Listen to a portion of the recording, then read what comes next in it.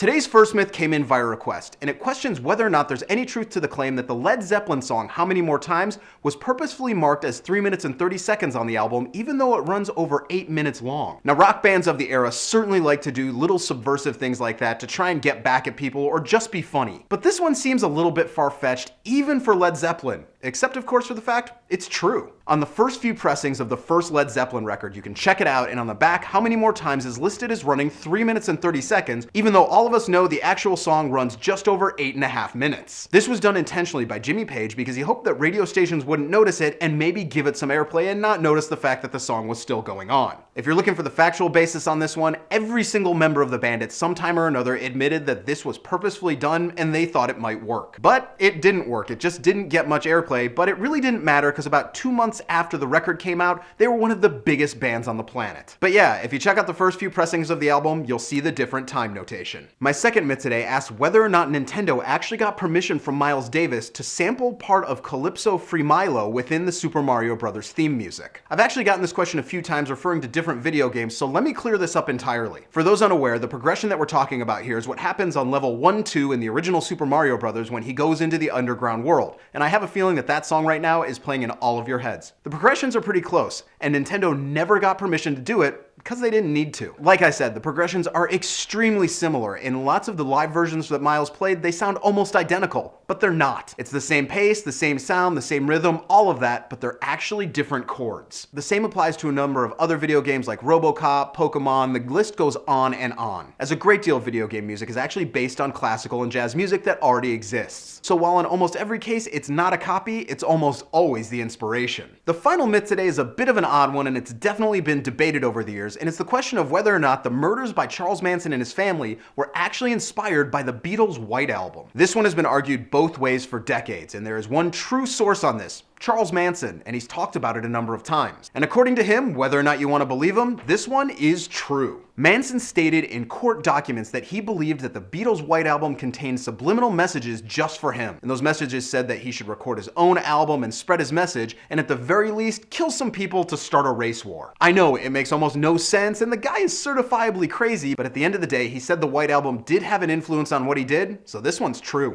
So those are my myths for this week. Be sure to check back here every Friday as I delve into some of the coolest stories in music history. If you've got a myth you want me to check out, email it to me at thedailyguru@gmail.com. You can follow me on Twitter and Facebook right here, and I'll see you guys again next time.